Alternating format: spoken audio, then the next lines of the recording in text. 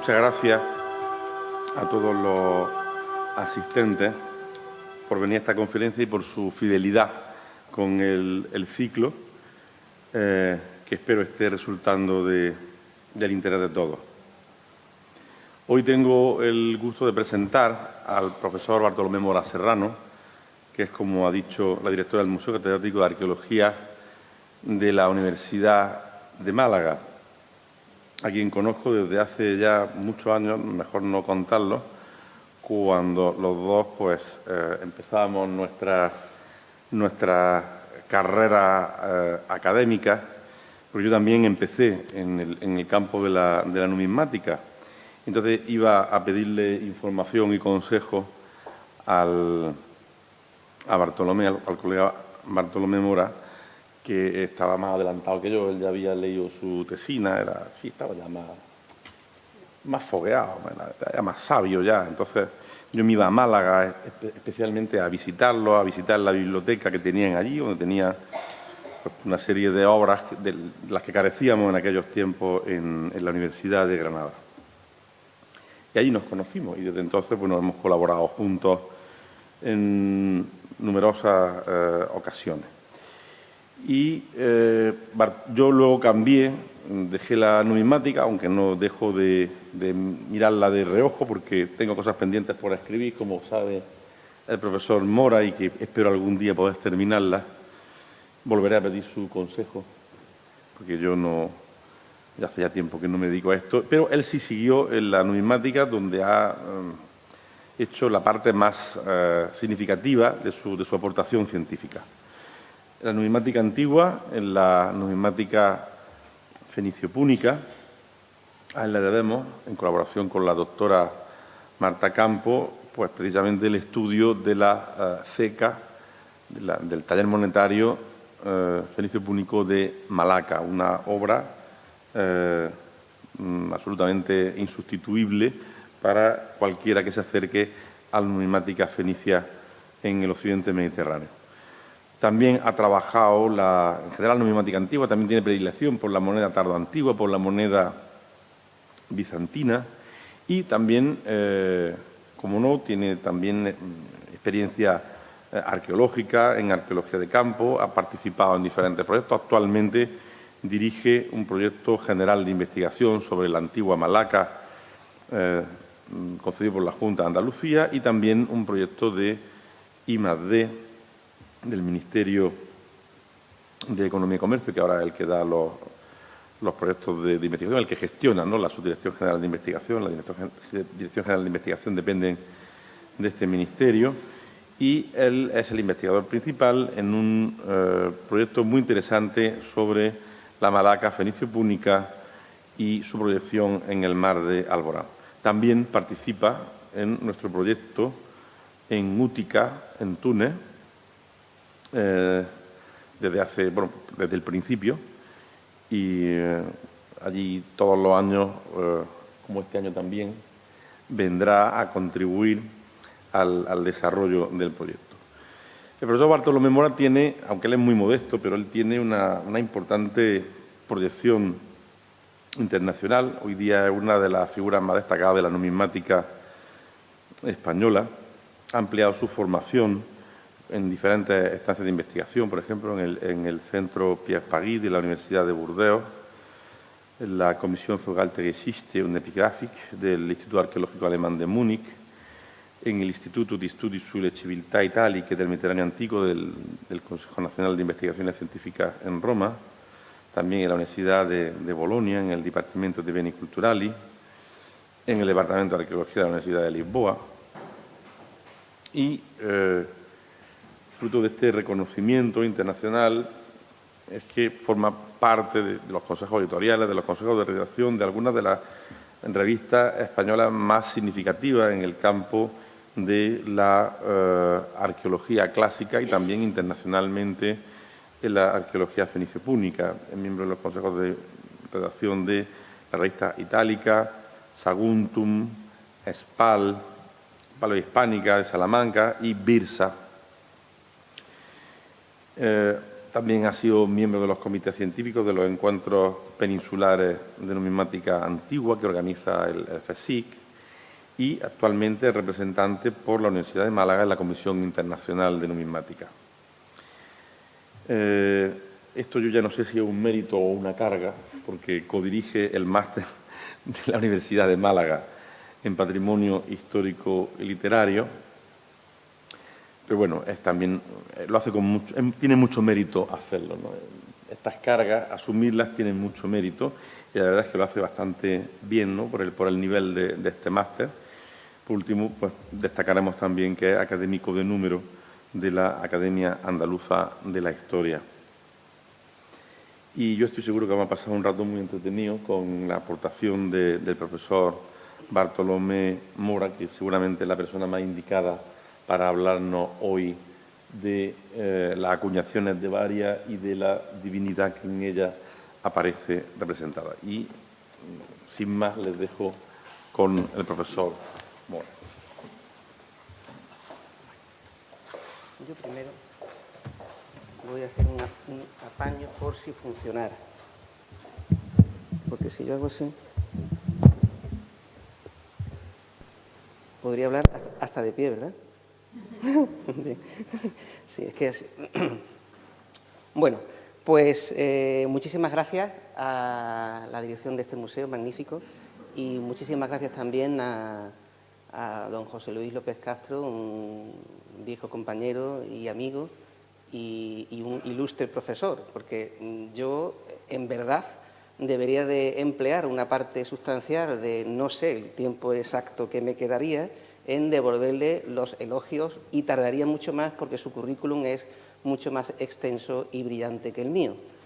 Pero me van a excusar en aras de que se justifique también mi presencia y sea excesivamente parco en reconocer la gratitud que le debo al doctor López Castro por esas colaboraciones y también por esos consejos que siempre ha tenido a bien facilitarme en tareas relativas también a los trabajos de numismática.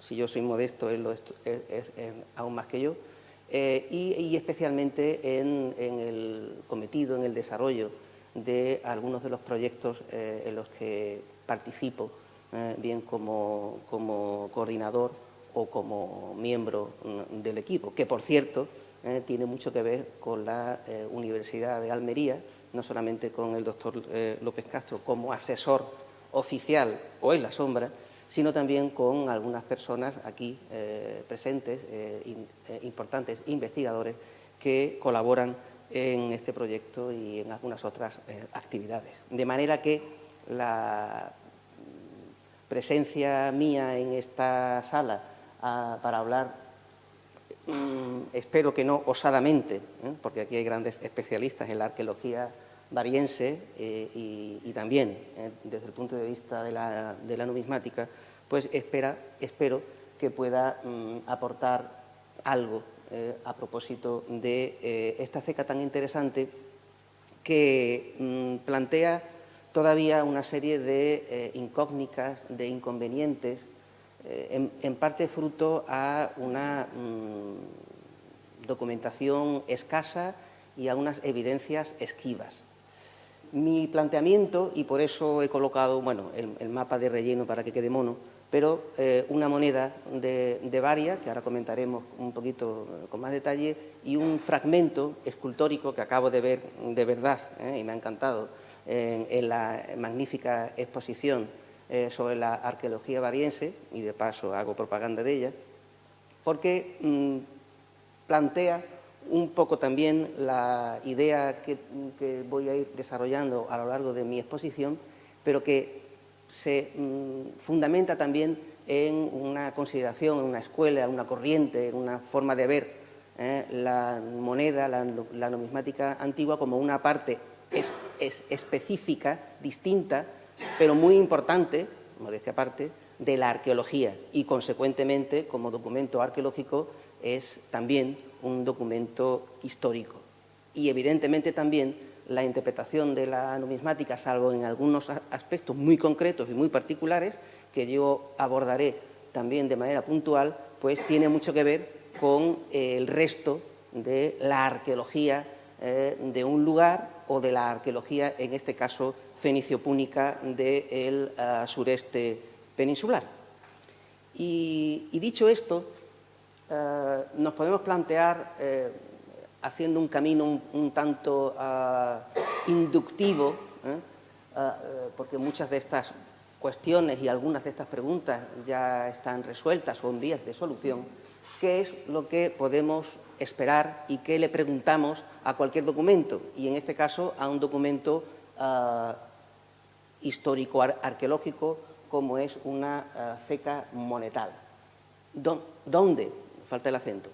Bien, eso prácticamente está solucionado desde hace bastante tiempo, pero no es tema baladí, porque se trata, como ya conocen, e insistiré en algunos aspectos relativos a estas amonestaciones, se trata de una ceca anepígrafa, es decir, no hay ningún texto escrito, no hay ningún topónimo, y, consecuentemente, la reducción, como se decía en el siglo XIX, es decir, de dónde son estas piezas, pues se hace prácticamente gracias a la nube de puntos que supone la colocación en un mapa, la concentración en un mapa de los hallazgos de tal o cual ceca, y en este caso de las que desde principios, mediados del siglo pasado, se determinó que procedían de la antigua Villaricos de la ciudad de Baria.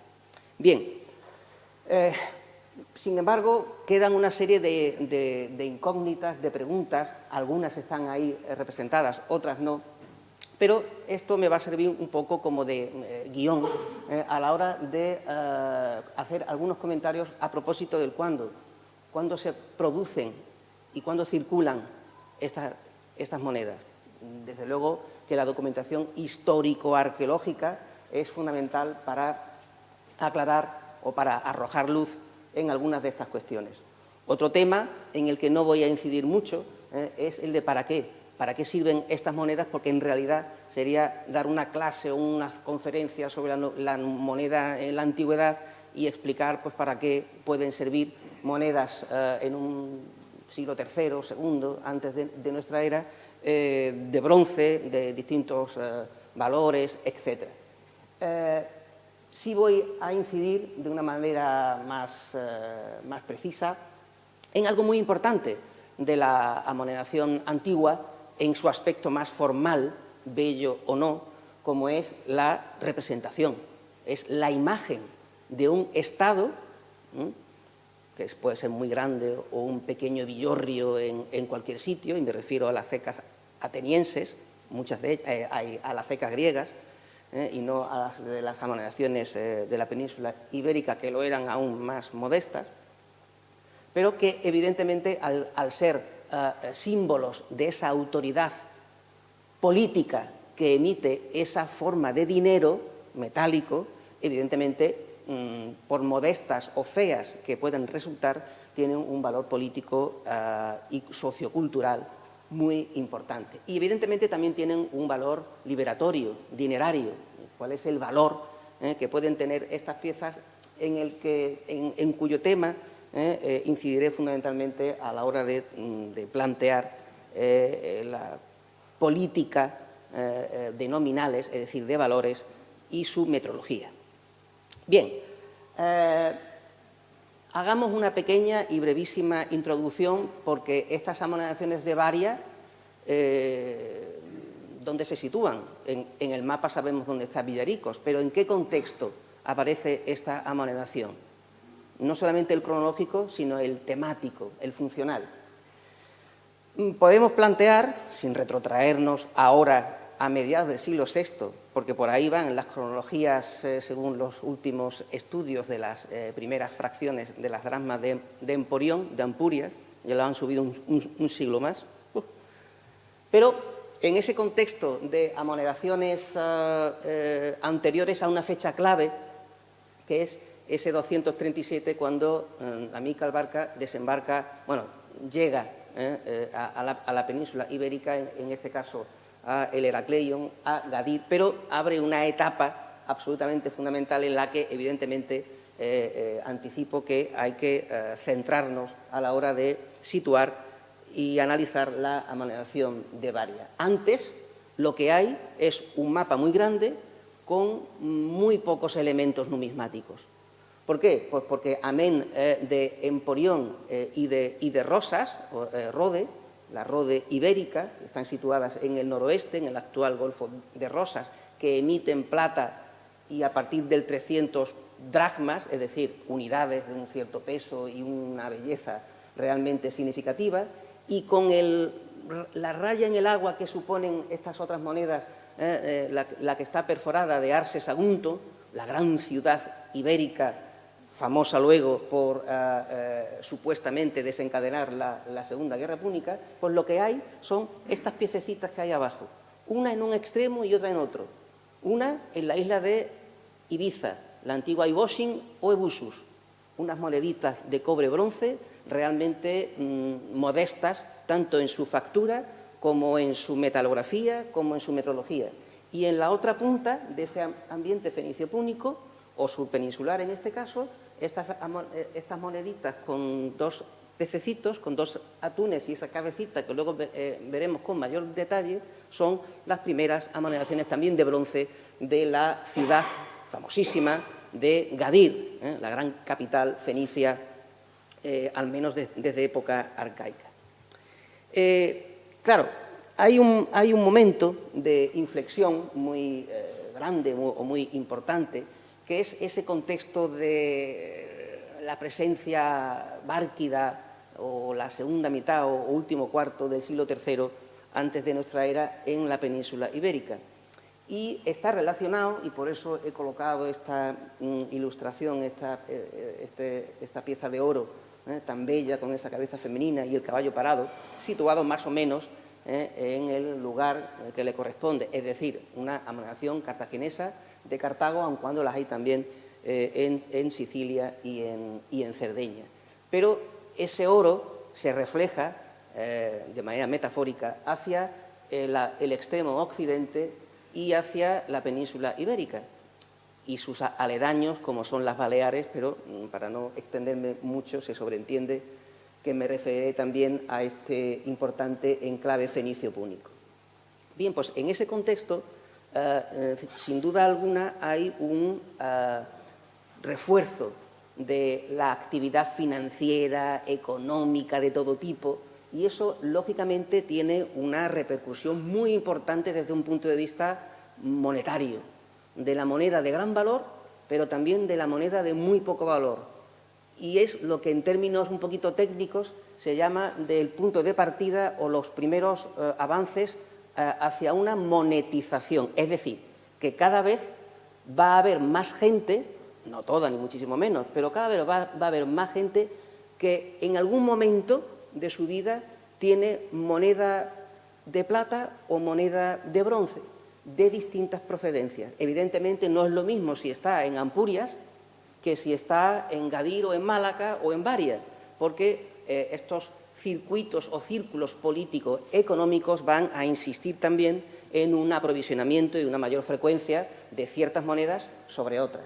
Pero, en cualquier caso, este acontecimiento tan importante y en honor a la escuela almeriense, no digo Segunda Guerra Púnica, sino Segunda Guerra Romano-Cartaginesa, pues tiene una importancia muy grande a la hora de hablar de esa gran monetización. Los cartagineses, los barcas, en lugar de transportar una gran cantidad de moneda, que en parte se supone que lo hacían también, ahí está el famoso pecio de Melilla, lo que hacen es acuñar el grueso en el sitio, en el campamento, parafraseando ciertas leyendas monetales de ambiente siciliano. Y lo que hacen es, en distintos lugares, desde Gades hasta Carthagast, hasta la actual Cartagena y antes Cartago Nova, pues empiezan a emitir una enorme cantidad de moneda de plata, muchísimas, bellísimas, las famosas series del elefante o las más raras, pero helenísticamente, en fin, espectaculares, de la proa, de la nave de guerra en el reverso, o estas más modestas, pero también muy abundantes, y se supone que las más tardías del caballo parado con la palmera y la cabeza desnuda. Pero junto a esa grandísima cantidad de moneda de plata, los cartagineses van a emitir una gran cantidad de moneda bueno, digo bronce, pero en fin, cobre-bronce, una moneda menuda, una moneda que sirve para el mercado, para adquirir pequeñas cosas o pequeños servicios, ¿vale? Pero que también sirve, cuando hay mucha moneda de plata, para servir de medio de agilizar el uso de esa moneda de plata. Es algo parecido a lo que nosotros hacemos cuando no hay cambio. Hay billetes, pero no hay moneda fraccionaria. Eso, salvando las distancias, se puede aplicar también en estos casos. Pero ¿qué ocurre? Que esa grandísima cantidad de moneda de bronce cartaginesa va a llegar a muchos bolsillos. Primero, porque se hace en muchas cantidades, y segundo, porque al ser menos valiosa intrínsecamente hablando, pues mucha gente la va a tener de manera, digamos, primaria, es para ellos, o secundaria, no es para ellos, pero entra en circulación y ellos la utilizan. Y, evidentemente, eso tiene mucho que ver ¿en qué? En que hay una serie de ciudades, junto a Ebusus y a Gadir, en los dos extremos del mundo fenicio-púnico, peninsular o ibérico, que van a lanzarse en este contexto de la Segunda Guerra Púnica a fabricar moneda propia.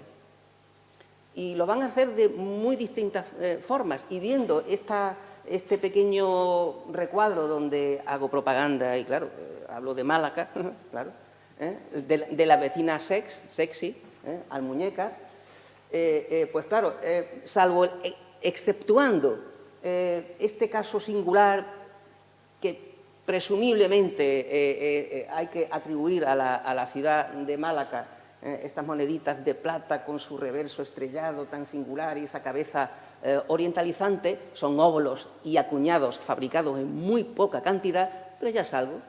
Pues Málaga acuña divisores muy pequeñitos, no escribe nada, es una ceca anepígrafa, mientras que prácticamente en el mismo momento Sex, Almuñécar, a muy pocos kilómetros de distancia, hacia el oriente, va a emitir primero con unos nominales, con unos valores grandes, gorditos, y con un cierto peso. No son monedas minúsculas. Bueno, y encima va a añadir, como ven ahí, entre los atunes, 3 letritas, SKS, Sex. Y muy poco después va a cambiar la cabeza por un tipo gaditano, porque ese tipo es más bárquida o cartaginés para nosotros, como los que acabamos de ver, pero el reverso es claramente una imitación de Gadir.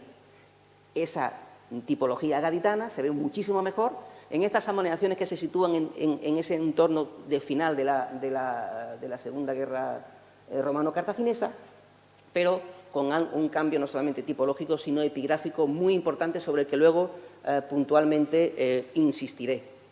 Claro, en ese contexto, ¿qué es lo que tenemos? Pues que esas antiguas ciudades de Emporión, de Ebusus y Boschin y de Gadir, en ese contexto de la Segunda Guerra Púnica, modestamente, es decir, con esto pues no iban a pagar grandes ejércitos ni una flota, pero en función de las cronologías que ahora se barajan, en este contexto estas ciudades van a emitir por primera vez, en el caso de Gadir y más abundantemente en el caso de Ebusus, moneda de plata. Divisores o fracciones de una unidad que nunca fabrican, pero que sí conocemos metrológicamente. Luego haré algún comentario al respecto. Pero lo hacen de una manera totalmente distinta. Y no es porque Gadir sea más bonito, más helenístico, y Ebusus sea una cosa más egiptizante, luego insistiremos en ese tema, sino porque Ebusus sigue sin escribir nada, es una ceca anepigráfica, mientras que Gadir, a partir de este momento, se supone, momento Amílcar, podríamos decir, empieza a inscribir textos en sus monedas de una manera muy interesante, porque no solamente coloca el topónimo que está abajo, Gadir, como la Gadir marroquí, más o menos, sino que arriba le colocan una fórmula cívica que lo que está haciendo, seguramente extrapolando, como hacen otras cecas ibéricas o se hace en Emporión, están extrapolando a este caso fenicio púnico, el modus operandi, epigráficamente hablando, de las amonedaciones griegas o de muchas de ellas. Pero la guerra se perdió. Y claro, los romanos llegaron. Y en ese contexto de llegada, no fue la famosa frase cesariana o atribuida, ni mucho menos, sino que les costó ganar la guerra. Y en ese periodo del 218-17 hasta el 9-6, 9-8, sería muy interesante recordarlo aquí, en este caso pasan muchas cosas. Y en ese trasunto, en ese tránsito entre finales del siglo III y principios del siglo II, pues, ¿qué es lo que vemos en este mapa de puntos de la ulterior? La provincia romana más alejada, que en principio no existía, pero que hasta una época un poquito posterior. Pues que muchas ciudades, amén de las que ya hemos comentado y alguna que ya existía como Cástulo, en Linares, pues empiezan a fabricar moneda de bronce. Pero en cantidades, en algunos casos, bastante significativas. Por número de cecas, por mor de la estadística, pues vean que el mundo de las cecas fenicio-púnicas no está malamente representado.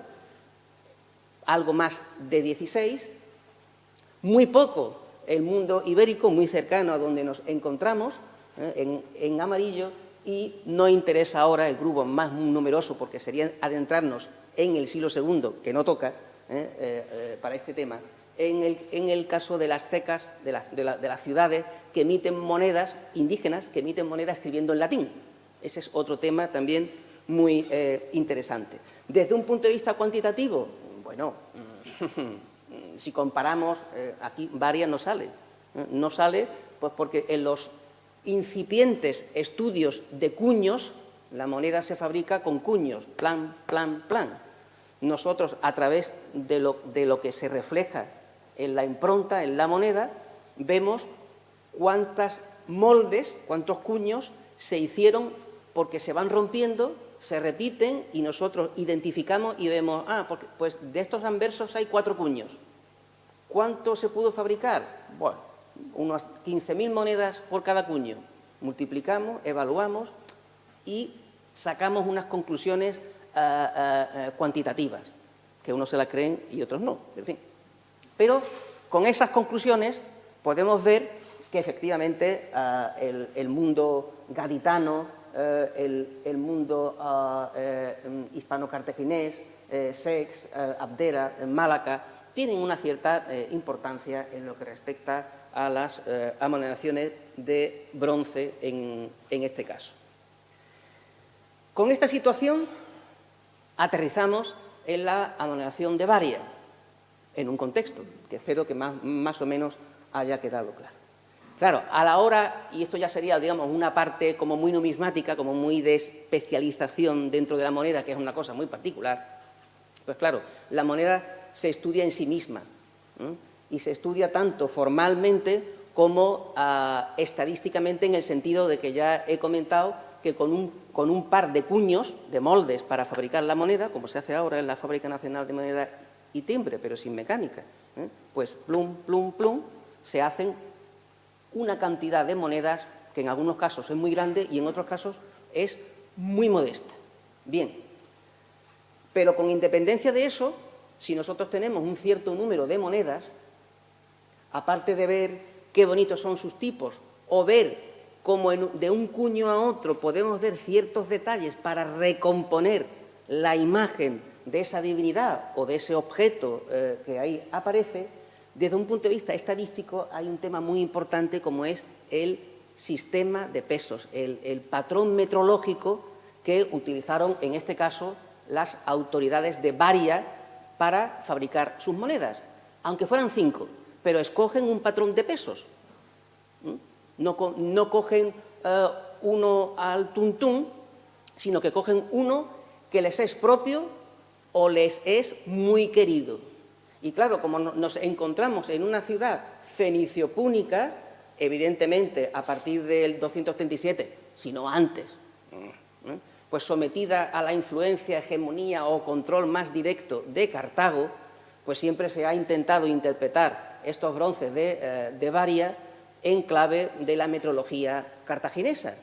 Y encima con una palmera en el reverso, eso por supuesto que tiene que ser todo súper cartaginés.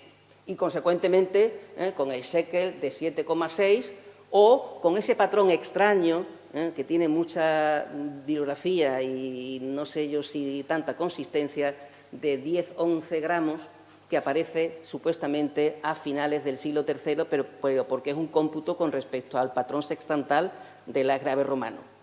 Y ya me estoy excediendo, no sigo por ahí. Pero es un tema complejo. Pero claro, hay otros patrones metrológicos, otras posibilidades que están ahí enunciadas dentro del ámbito fenicio-púnico. El shekel, si leyéramos la Biblia antigua, dirían ciclos, ¿no? Los famosos ciclos de Israel. Eso es un shekel o shekel, ¿no? Como se dice ahora más finamente.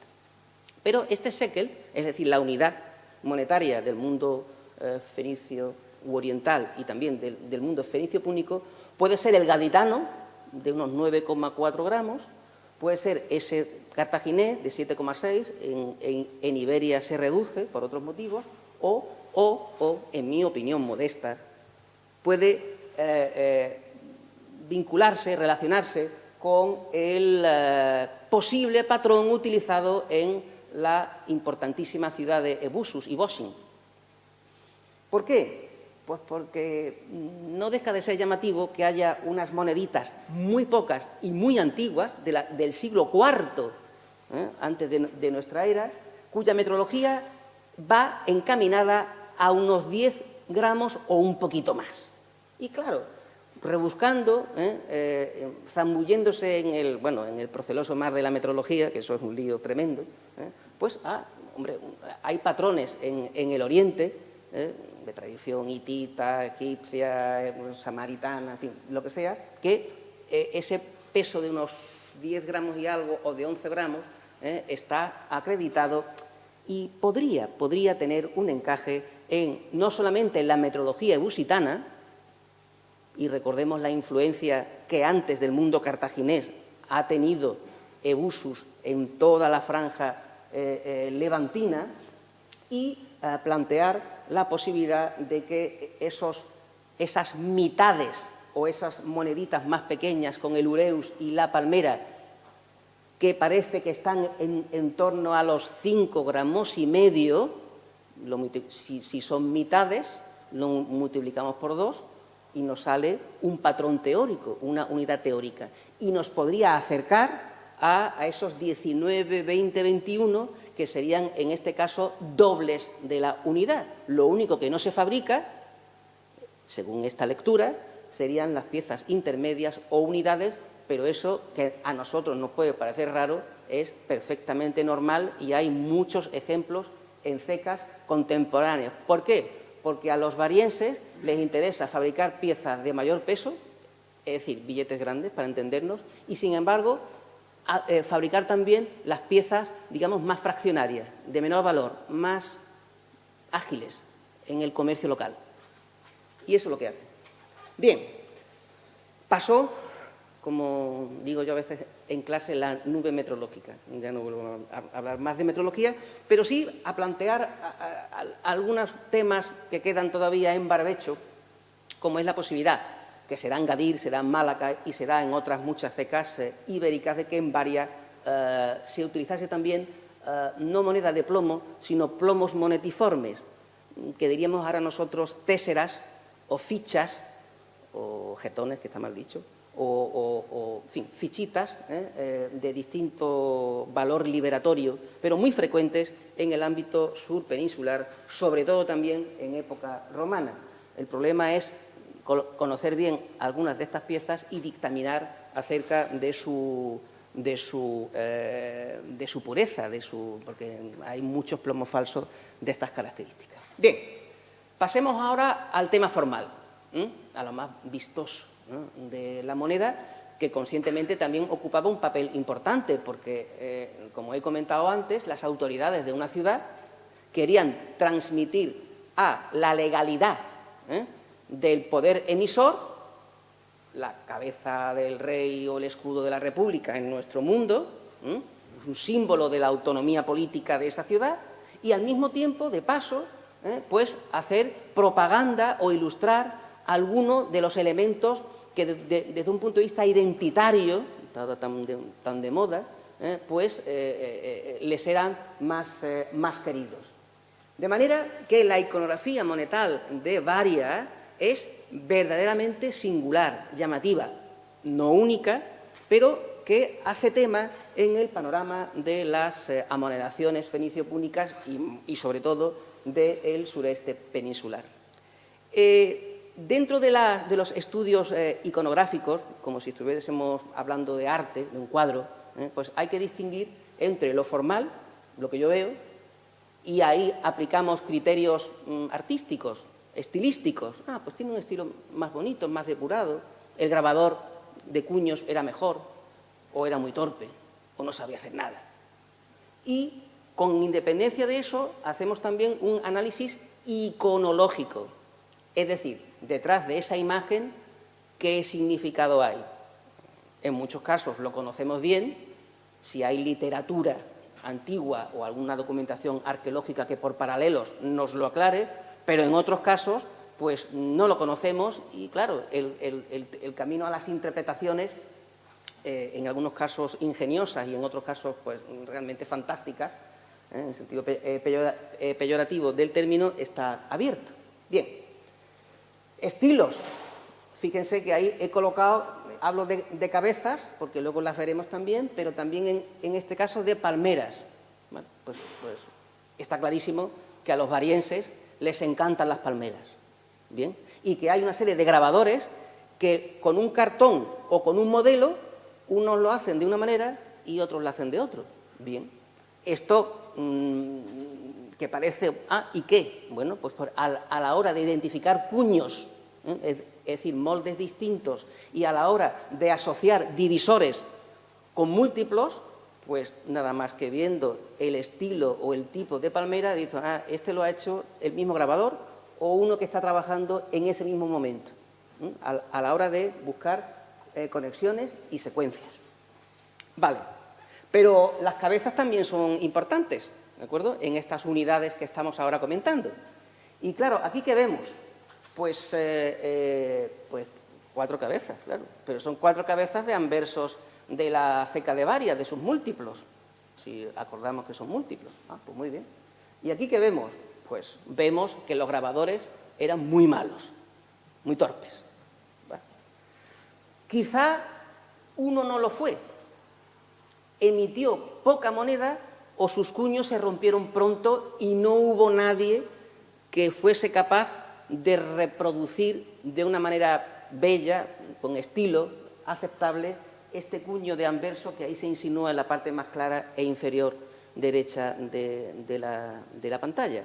Está muy gastado, tiene más relieve y es una pieza de las pocas que se conservan, pero hay unos rasgos dulces o más, en fin, estéticamente más favorables, y en otra pieza que veremos el remate, porque el cuño está desplazado hacia arriba y no ha quedado bien como tenía el remate de su cabeza, de su tocado, de su corona, de lo que fuera. Claro, se supone, porque hay posibilidad de plantear que haya 2 divinidades distintas, en mi caso pienso que no, que es la misma, aunque puede tener distintos detalles, como si fuesen indumentarias de diferentes advocaciones de una misma divinidad. Podría ser. Pero lo primero que hay que plantearse a la hora de hacer una ficha catalográfica, cabeza a derecha, ¿no? Mira para nuestra derecha, ¿vale? Muy bien. ¿Pero cabeza qué? ¿Cabeza masculina? Claro, pues los cartagineses, Melcar de Gadir, Asdrúbal desembarca, pues entonces sobre todo en las piezas de la derecha, eso que no se ve muy bien y que parece que tiene algo cubriéndolo, y digo, pues será un Melcar, será un Heracles Melcar, y esto es lo que se ha mantenido en bastantes bibliografías. Pero cuando se ven un poquito mejor esta pieza, esta otra o alguna otra que por ahí saldrá,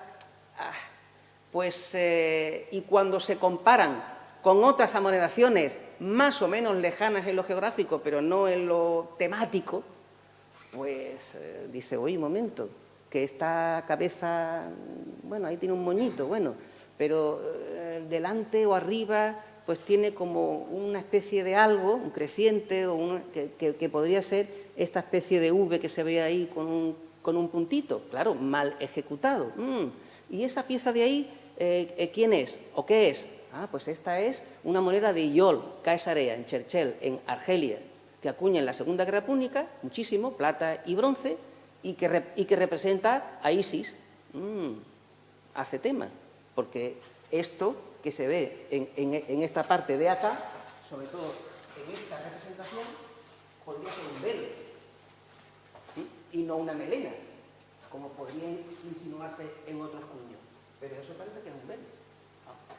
Y eso podría ser un creciente o unos cuernos, pero en fin, o un creciente con un glóbulo. Bueno, pues podría ser una iconografía vinculada o cercana a Isis. Bueno, en cualquier caso, una cabeza femenina mirando hacia la derecha. Los reversos, pues la palmera. Y cuando se estudia en numismática algo, bueno, o un cuadro del siglo XVIII, pues se mira si el artista ha bebido de fuentes antiguas y se ha inspirado en quien fuera. Y esto es lo que se hace en la iconografía antigua, incluida la numismática. ¿Cuáles son los paralelos más cercanos en lo geográfico e insisto, en lo temático? Pues las amonedaciones cartaginesas, claro. Aquí he seleccionado un par de ejemplos para que quede mono y no cargar mucho la diapositiva, pero realmente pues vemos que en Cartago el reverso, bueno, la palmera en sí misma, pero el reverso como tipo único de la palmera datilera, pues tiene mucho éxito. Bueno, bien. Varia es una ciudad fenicio-púnica, influenciada por Ebusus, desde luego sometida a la hegemonía o al control cartaginés desde que llegan los barcas. Bueno, y claro, y las amonedaciones que emiten los bárquidas en la península ibérica, algunas de ellas, como ilustro ahí en la pieza inferior, como no, llevan también su palmera como tipo en ocasiones principal, en este caso, del reverso. Bueno, pues la influencia cartaginesa a muchos autores les ha parecido absolutamente indubitable. Bueno, y eso, evidentemente, que puede ser, se puede matizar. Y se puede establecer un matiz retomando algunos de los comentarios que yo he hecho a propósito de la metrología. Hay patrones fenicio-púnicos de aquí, de allá, pero estas cuentas que hacen los varienses de acuñar una mitad y un doble partiendo de unos pesos que si son los ebusitanos encajaría muy bien y si no, no tanto, ¿vale? Pero en cualquier caso la idea es que prima lo local, versioneando, o sea, haciendo versiones, modificando o adaptando cosas que existen de su ambiente cultural, geográfico o económico más cercano, pero dándole una vueltecita. Y desde ese punto de vista también, como veremos, cabría analizar algunas de estas iconografías. Claro, si nosotros nos vamos, no llegamos, está lejísimo, ¿no? En Mesopotamia, bueno, el sur de Siria o el norte de Mesopotamia, al famoso Palacio de Mari, pues vemos uno de sus cuadros fantásticos, la investidura de un tal Zimri-Lin. Alguno lo habrá estudiado en clase. Bueno, pues se puede caer en el examen. Zimri-Lin. ¿Y qué encontramos en la investidura de Zimri-Lin del Palacio de Mari? Hombre, pues aparte de Zimri-Lin recibiendo de tabla, ímpera, Armando, decoraciones. Y una de ellas es una palmera datilera con sus recolectores de dátiles, y la otra es un árbol mágico que para muchos, yo también lo veo, aunque sea, digamos, de lector interesado, ve una abstracción de ese árbol de la vida que en este caso y en el desierto y en muchos lugares se identifica todavía hoy con el árbol de la vida porque es la palmera. El que le pilla una tormenta en el desierto y va a un oasis, por lo que bebe agua y come unos dátiles y le salva la vida. de esa manera tan prosaica, es un tema a tener en cuenta. Pero claro, no hay que irse a Mari para buscar paralelos que no sean estrictamente cartagineses.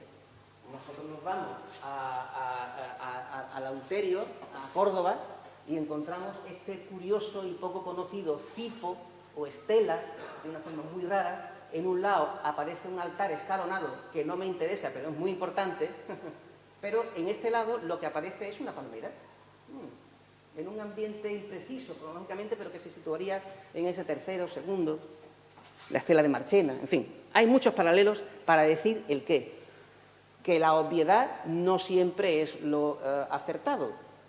La influencia cartaginesa en tanto que beben los cartagineses o la moderación de Cartago de un bagaje, de una tradición muy importante de origen oriental. Los cartagineses son fenicios del centro del Mediterráneo y, por supuesto, conocían lo que era el árbol de la vida y lo adoptan porque quieren en sus monedas. ¿Qué otro elemento significativo tienen estos divisores de la ceca de Varia? Bueno, pues ya hemos visto que amén del reverso de la palmera, y es interesante que repitan motivo. O no tienen imaginación, o la palmera es realmente importante para ellos. Quizá lo segundo. Pero en el anverso colocan algo realmente singular, rarísimo, como es este creciente, es un disco solar, con rayos, con un creciente, media luna, invertida, y esa especie de morcillitas que aparecen a los lados, pues no son otra cosa que cobras reales. Y a esta composición superegipcia se le denomina son los ureus o urei. ¿Qué ocurre? Claro, que si nosotros empezamos a buscar paralelos donde queremos encontrarlos, en la moderación cartaginesa, pues vemos urei, no digo por doquier, pero los hay. Bueno, entonces, mecánicamente, los varienses, que son unos incultos, llegan a una moneda de estas y la copian. Pues no, porque claro, si uno empieza a tirar de paralelos iconográficos desde el siglo VII en las costas subpeninsulares, amén de en Cartago y amén de en Cerdeña, encontramos motivos muy, digamos, parecidos, lo suficientemente parecidos, junto con otros soportes que no se han conservado, como para que esta gente de Varia conociera perfectamente lo que era el ureus, el urei, y lo adoptara por motivos que en algunos casos, evidentemente, se nos pueden escapar, pero que tienen una significación en el mundo de las tradiciones y de los préstamos de divinidades y de símbolos del poder divino provenientes de las divinidades egipcias adoptadas por los fenicios y por los cartagineses, que son también fenicios del occidente. Claro, el tema de Iol y Varia hace tema, valga la redundancia, y hace tema porque es un paralelo bastante cercano, presumiblemente no directo, pero muy cercano para interpretar, para leer esas cabezas femeninas que en algunos casos, ojo, no en todos, pero en algunos casos, yo voy a explotar el caso que sí, aparecen veladas y con ese remate que podría ser una manera torpe o muy simplificada de incluir ese creciente lunar con el disco solar. Vale. Y eso, en Iol, ¿cómo se llama? Pues se llama iconografía egiptizante. ¿Por qué? Porque no son egipcios los que lo han hecho, que lo están imitando. Muy bien. Y es un unicum en Iol y, por lo tanto, también es un casi unicum en Varia. Evidentemente no, porque si nos cogemos nuestros libritos de numismática, empezamos a ver, no solamente en Melita o en Kosura, en Pentelería, tipos todavía más egiptizantes y, en cierto modo, emparentados con lo que estamos viendo, sino que ya hemos dejado pasar un par de casos donde la iconografía egiptizante es perfectamente visible en estas amoneraciones. Verbigracia en Malaca, porque lo que hay ahí mal ejecutado, estos también eran malos grabadores o torpes, ¿no? Como he dicho antes. Una cabeza faraónica, porque es la doble corona egipcia, el pshent, la roja y la blanca, la que ahí se ha representado en ese anverso. Y ni qué decir tiene que ese enano regordete con los brazos elevados es nada más y nada menos que Bes, el pateco, el dios muy importante menfita que adoptan los fenicios y que por supuesto, traen a nuestras costas y que, por supuesto, cuando uno ve esa iconografía en su contexto, dice, pues claro, no iban a hacer los de Ibiza unas monedas con Bes en su anverso si es que da uno una patada y hay amuletos, terracotas y posiblemente también, aunque hay una discusión, incluso el propio nombre de Iboshin incluso pueda tener esa raíz etimológica. Las monedas, en mi opinión modesta, son un argumento que podían paliar ciertas reticencias filológicas. Pero claro, la iconografía malacitana es muy egiptizante y tiene sus paralelos en joyas, en navaja de afeitar y, por supuesto, en otros soportes. Pero he escogido los menores, es decir, un anillo o una navajita, que por cierto aquí en Varia hay muchas, y no en otros sitios, pues es una manera, como luego en época romana, una lucerna o incluso las propias monedas, de transmitir muchísima cantidad de información iconográfica a sitios muy lejanos. No pensemos siempre en un mosaico, en un cuadro, en una gran escultura, porque eso era lo menos, y más en lugares alejados. Bien, ya lo egiptizante no nos parece tan raro y consecuentemente la monedación de Varia tiene una impronta oriental egiptizante verdaderamente significativa, no única, pero desde luego la más acusada. No sabemos lo que pasó, porque no sabemos, y eso habrá que estudiarlo y habrá que ver monedas en contexto y sus desgastes y sus temas para ver si, como es bastante presumible, la monedación, la ceca de Varia, termina con la conquista de Escipión de la ciudad. Si es así, pues bueno, pues tendríamos otro ejemplo para hablar de las monedas de Himera, de Acragas. Claro, los cartagineses destruyen la ciudad, la arrasan, y las moneditas que, bueno, las monedas, no son moneditas, las bellas monedas que nos han quedado, sobre todo en Acragas, pues tienen un término antiguo muy claro, cuando es destruida la ciudad por los cartagineses. Si esto en este caso, que insisto, yo me inclino también como otros colegas aquí presentes a situar ese 209.8 en el término, en la finalización de esta ceca, curiosamente la tenemos muy bien fechada, pero seguramente cortó su trayectoria, su evolución, que la vamos a ver en otra ceca muy cercana que se complementa perfectamente con esta que estamos comentando. Y para ello, pues yo parafraseo un título o un comentario de por ahí que queda muy bien. Dice, no hay Melkart sin Astarte. Pues sí, cierto. Si nosotros estudiamos las religiones fenicio-púnicas desde un punto de vista estrictamente religioso o arqueológico, ¿qué ocurre? Que amén de a otras divinidades, como en el bonito panel en donde aparece Shmun y alguna que otra divinidad importante del panteón fenicio-púnico en general, pero en particular, ¿cuáles son las dos grandes divinidades que podemos encontrar referencias y documentación arqueológica estadísticamente significativa? Melkart, y ahí coloco una de las representaciones que por contexto se identifican con este dios, los broncecitos estos de las rías de Santipetri, de Guadalete, y también los de Huelva, y Astarte, y la coloco ahí, la famosa Astarte del Carambolo. Dirán, bueno, del carambolo tartésico, bueno, yo ahí no me meto porque eso es otra discusión y no quiero polémica. Pero en medio está colocado un mapita de Gadir. Y en el norte de Gadir, en la bella playa de La Caleta, que debe estar estupenda, pues se sitúa uno hacia el suroeste y tiene dos lenguas. Y en esas dos lenguas estuvieron situados dos templos. Uno ahora mismo no me interesa, el Cronión. El otro, el de arriba, es el gran templo e importante, culturalmente hablando, de la Astarte del occidente, la Astarte fenicia, pero la Astarte de Gadir, que según la inscripción, algunas de las transcripciones de la peana sobre la que se apoya la pieza del carambolo, dice Astarte, Astarte de la cueva, y algunos autores se han llevado esa Astarte a ese templo, al gaditano, y sería una representación de la diosa gaditana en el santuario, para mí, fenicio del carambolo. Pero en cualquier caso, esa es una pareja divina, y esa pareja divina pues hay que tenerla muy en cuenta.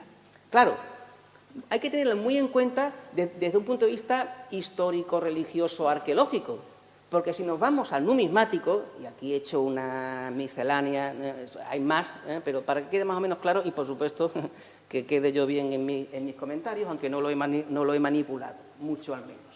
Y es que si nosotros vemos un mapa iconográfico de las cecas fenicio-púnicas de la península ibérica, aparte de espigas y de toritos y de otro tipo de representaciones, pues hay mucho Melkart, en Gadir, en Sex, en Abdera, en Abla, y hay rarezas, como las de Malaca, ya no hago más propaganda de mi ceca, y luego hay una súper rareza, que es la de Varia, y otra que veremos.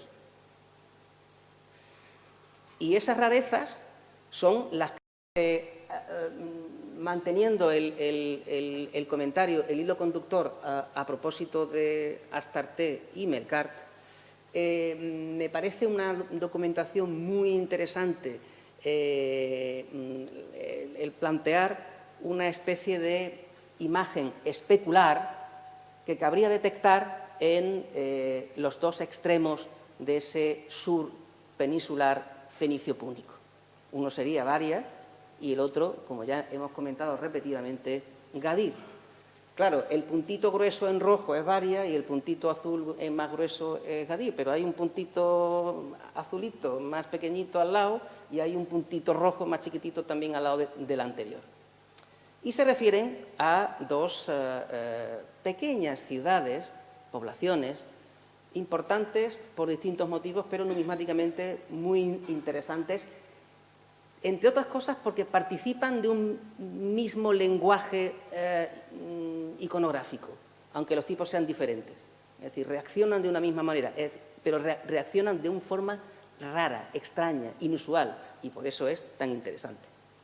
Estas ciudades, y desvelo sus nombres, una es evidente, es Tagilit, en Tíjola, no muy lejos, y la otra, cerca también de la metrópolis gaditana, es la Scuta, o la Scut, hoy se supone que Alcalá de los Gazules. Bien. ¿Qué encontramos en Gadir? Pues lo que ya sabemos. De nuevo el broncecito del Heracleion y alguno otro más para hablar de otras tipologías, y nuestra moneda, un anverso de una de estas emisiones de plata tan monas del contexto de la Segunda Guerra Púnica, con el supuesto, el probable punto de localización, de ubicación del Heracleion o Melkarteion, que quizás sería conveniente insistir en ese término. Bien, ¿qué pasa con las monedas gaditanas? Porque son muy monótonas. Hay alguna cosita más, un delfín con un tridente, piezas más tardías, pero en verdad la imagen que tiene todo el mundo y que tenían ellos de la monedación gaditana es Heracles Melkart o Melkart en su versión helenizada formal en el anverso, y los túnidos, los atunes, en el reverso con esa leyenda compuesta tan interesante. No encontramos prácticamente nada, al principio un poquito más, pero no, son Melkart, Melkart, Melkart. ¿Hay alguna alusión a la Astarte de Gadir? Yo no la he encontrado. ¿Y al Cronión o al Balamón? Pues tampoco. Y alguien podría decir, claro, ¿y por qué tiene que haberla?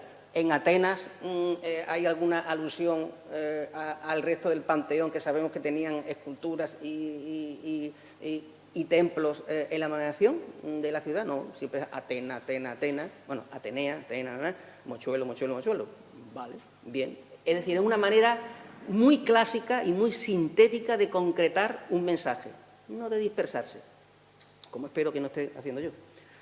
Pero claro, No muy lejos de Gadir, de Cádiz, está Alcalá de los Azules, que antiguamente fue la llamada, bueno, Turris, la Escutana o la Escuta. Bueno, ¿qué ocurre en la Escuta? Pues que justo después de la llegada y de la sumisión de los romanos, porque en verdad la única ciudad importante que no se rinde y en parte es destruida por los romanos, en este caso por Escipión, es Varia. Las demás dicen, he vuelto con mi flota, te cierro las puertas y adiós. Y Málaga, Sex, no hay evidencias ni literarias ni arqueológicas de destrucciones, es decir, se rinden. Han perdido sus, digamos, sus protectores, pues me rindo y no pasa nada. Algo más tarde es posible que sí. Pero en fin, ¿qué ocurre entonces en esa ciudad de la Escuta? Pues que los romanos la favorecen. Y el decreto de Emilio Paulo, famosísimo, es una clara muestra de que les dan concesiones contra otra ciudad muy importante, seguramente muy filo-cartaginesa, que fue Astarrecia. Y premian a los lascutanos. Pero los lascutanos emiten moneda a principios del siglo II y lo hacen de una manera muy gaditanizada. Pero no hacen una cabeza de Heracles Melcar y luego les colocan sus atuncitos, como sería lo habitual, como hace Sex o Sexy en Almuñécar, que es una copia casi mimética. No, ellos tienen una personalidad propia y, afortunadamente para nosotros, se salen del esquema, del modelo, y dibujan cosas que en Gadir, siendo importantísimas, nunca reprodujeron, que son, a juicio de sabios especialistas, y yo creo que es perfectamente convincente, una reproducción mala, torpe, da igual, pero una reproducción de sendos altares, uno de ellos claramente escalonado, de tipo oriental, coronado por esas espigas, y ese otro con elementos sacrificiales, en fin, de uso más ritual, que se han venido identificando con los famosos dos altares que existían como grandes lugares de culto en el Heracleion gaditano. Hombre, si uno ve anverso Heracles Melcar y reverso esos dos altares y lee a Filóstrato o alguno de los autores que los describen, pues parece que no es muy aventurado plantear que los de la Escuta son devotos de esa gran divinidad. No nos extraña que es Heracles Melcar gaditano y que ellos, y no los gaditanos, son los que pasarán a la historia por reproducir estampas de una parte importante de esos cultos fenicios en ya la Hispania romana republicana. Pero ahora nos vamos al otro sitio, al otro punto, a Tíjola, a Tágilit. Y aquí lo que nos encontramos es una monedación muy modesta, mal conocida porque se ha, digamos, identificado, fíjense ahí, Alfaro 2000 tal, ¿no? Una querida colega que hábilmente pues hizo una serie de lecturas y de interpretaciones muy importantes. Una ceca que emite, dicen, finales del tercero, primera mitad del segundo, eso no está claro. Pero lo que sí está claro es que, amén de incluir un delfincito o un creciente con un glóbulo en la Alfaro 2, pues aparecen unas cabezas femeninas en los anversos, y en el caso de la pieza en blanco y negro que he colocado en Alfaro 2109, pues una cosa muy rara. Los numísmatas británicos se la llevaron, esta última pieza, al norte de África, y ahí aparecen en bibliografía relativamente reciente. ¿Por qué? Pues porque el Tágilit no estaba leído bien hasta hace muy pocos años, y consecuentemente pues puede ser de donde sea, y no hay muchos hallazgos, con lo cual no se podía hacer ese tipo de reducciones, y por otro lado no se habían hecho inteligentes, como se decía en el 19, inteligentes observaciones. Y es que, claro, con la pista de Yol, y esa Isis de la moneda de Iol, pues se va tirando de la cuerda, de la madeja, y se buscan iconografías isíacas, de todo tipo, en todo tipo de soportes. Y claro, llega un momento en que tanto en el mundo egipcio como en el fenicio, o en el fenicio púnico, pues aparecen estas esculturitas de Isis con un pilar estela coronando su cabecita o su cabeza, o estos mismos pilares estela que aparecen, no digo por doquier, pero que son relativamente frecuentes. Ergo, la identificación de este llamado en su día lingote. Esto puede ser una cabeza perfectamente positiva, por su querella. Y esto, una especie de estela, o si queremos una superestatua cubo egipcia, pero no hay que llegar a tanto, y perfectamente podría insistir en la iconografía de isíaca en el caso de la amanación de Tajli. Muy bien. Pero claro, como el anverso de Tajli, y aquí en algunas de estas piezas se insinúa, no son muy buenas, aparece esa cabecita con ese globulito y insinúa ese creciente lunar,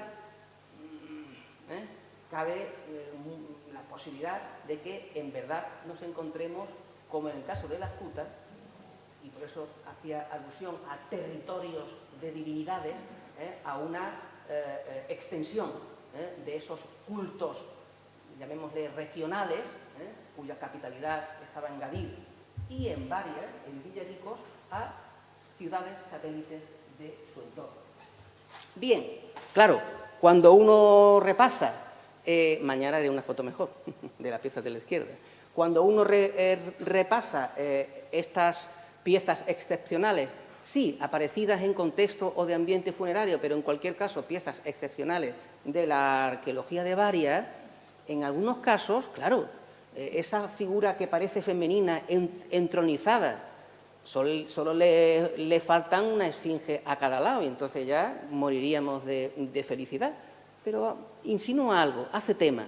Y, por supuesto, está remate escultórico que aparece también en la exposición, con esa cabeza tildada de masculina. Bueno, yo no sé exactamente si masculina o femenina, pero a mí siempre me ha parecido muy interesante la asociación en el dorso, en la parte trasera de esa cabeza, de un árbol de la vida, como lo es, en cierto modo, también, o lo son los capiteles protoeólicos, como el famoso de Gadir, y desde luego, como lo es también la palmera. Eso no es una palmera, pero es un árbol de la vida, como también lo es, en su forma no abstracta, la palmera datilera.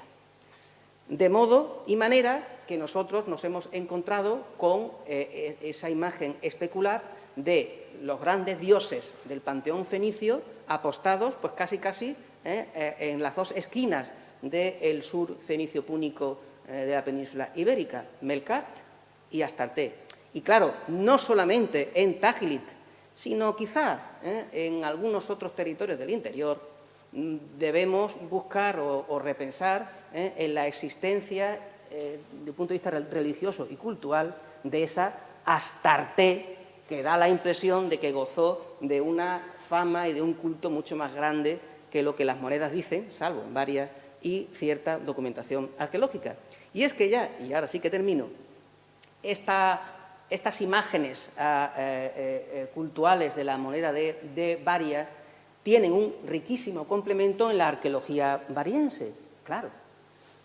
¿Por qué? Pues porque estas monedas con estas lecturas iconográficas pueden, gracias a antiguos trabajos y a otros más recientes de los colegas de la Universidad de Almería y especialmente del doctor López Castro, pues tienen una lectura, una relectura muy interesante al respecto. Y es la localización del santuario que ya las fuentes literarias, con el famoso pasaje de Escipión que dice, bien, pues mañana impartiré justicia en el templo, bueno, en fin, en su lectura, en fin, en nuestra transcripción, en el templo de Astarte, mañana, cuando la conquiste, voy a impartir justicia, como se hacía antiguamente en el términos de estos edificios religiosos. Bueno, pues tenemos las monedas, la iconografía religiosa ¿de quién? ¿De una Isis tan iol? No.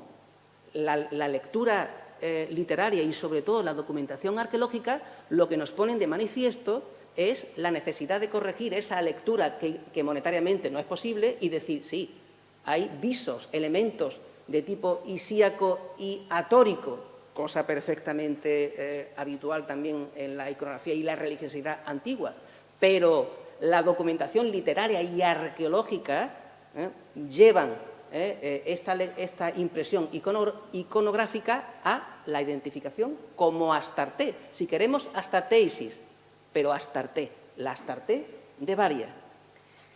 Pero la arqueología variense reservaba otra nueva sorpresa. Y es que posiblemente hay dos grandes divinidades femeninas, como sabrán muchos de ustedes, o que recibieron culto en esta ciudad y en su hinterland, en su territorio. Y la otra, como no, es Tanit o Tinnit, o Tanit, como la queramos denominar.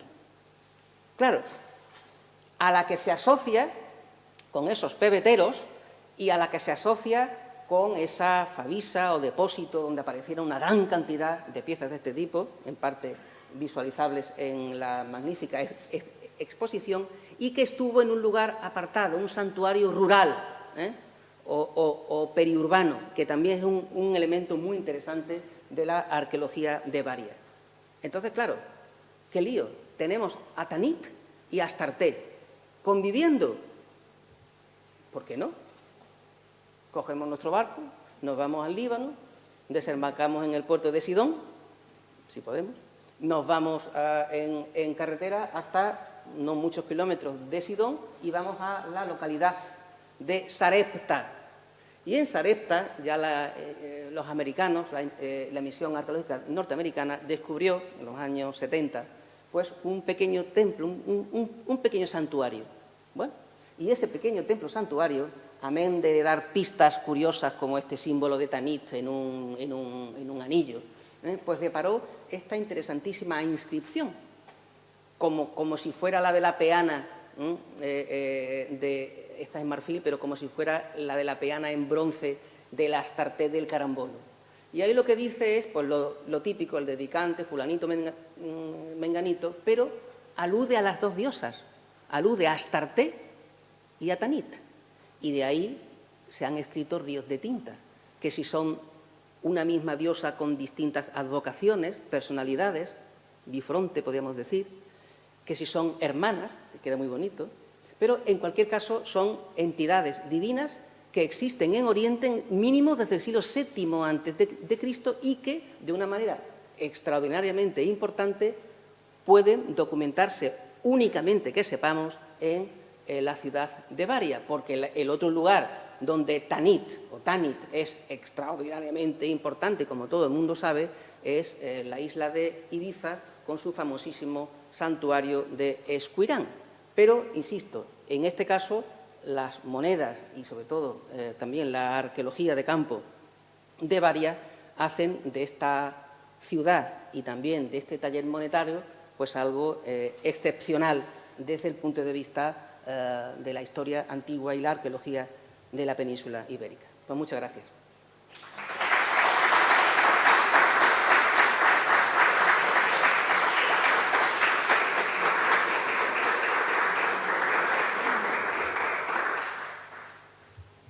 No me pasa mucho, ¿no? Tengo un pánico terrible. Bueno, muchísimas gracias. Yo creo que estamos todos... ¿Hay alguna pregunta? ¿Tenéis? Sí, un momentito que voy a pasar el micro.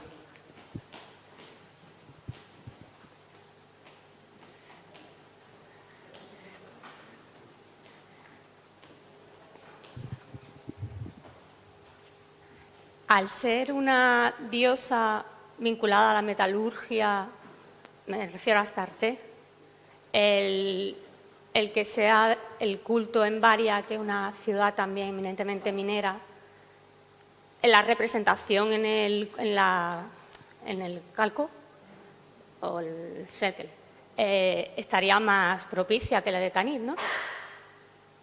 Pero, perdón, en las... Al haber dos tipos Sí.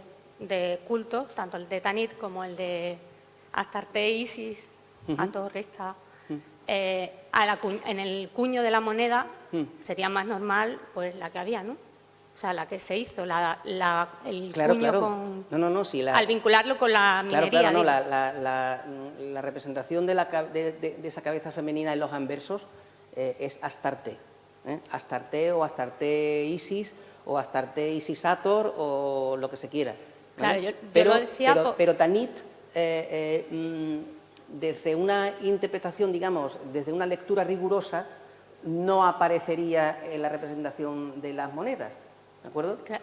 Pues es una divinidad importante, pero por eso he hecho hincapié, no solamente en el caso ateniense, sino en el gaditano o en otros lugares que sabemos que el panteón y los santuarios son importantes, pero solamente hay sitio, digamos, para una gran divinidad. En Málaca no, hay varias. Sí. Pero otra lectura, la tercera, que la he insinuado, pero ya creía que me estaba pasando y me ha asustado, pues luego hay críticas en privado, es la posibilidad de que en un momento más tardío, que es en el que nos encontramos, final del siglo III, hay otra lectura de las corrientes, digamos, de la religiosidad fenicio-púnica, que tienden a igualar, a sincretizar, a vincular a Astarte con Tanit.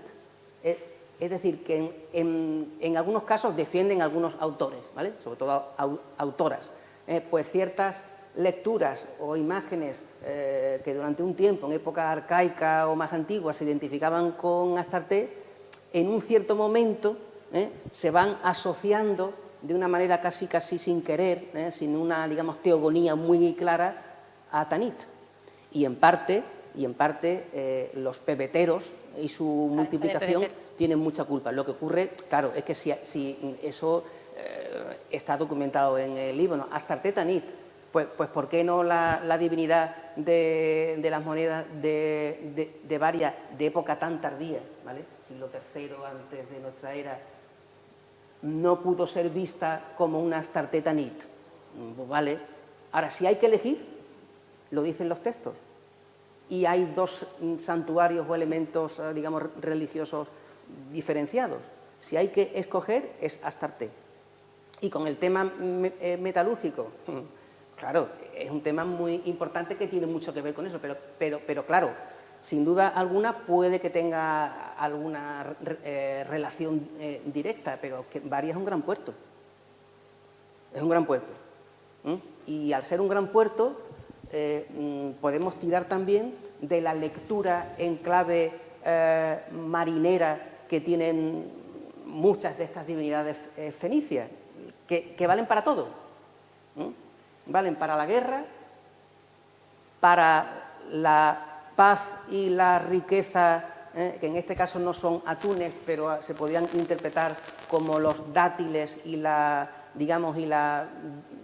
benigno que supone la alimentación, o en un ambiente marinero y portuario, pues también es una divinidad protectora de los navegantes. Entonces, en verdad es que hay para todo.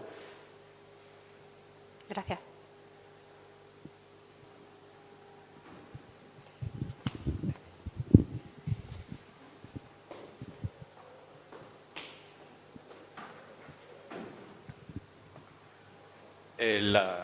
La mitad de shekel para el comercio local, el duplo para comercio a larga distancia, o no se puede establecer un circuito monetario de la misma forma que se hace con la tipología de ánforas y saber...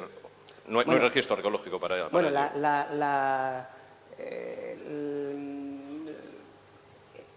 el uso, digamos, la finalidad principal para cualquier amoneración que no sea, digamos, que no tenga visos imperiales, y eso en el mundo antiguo no hay muchas, por ejemplo, la amoneración cartaginesa, o Atenas, o Alejandro, vale, o incluso Filipo, pero luego en estos ambientes, digamos, más provincianos,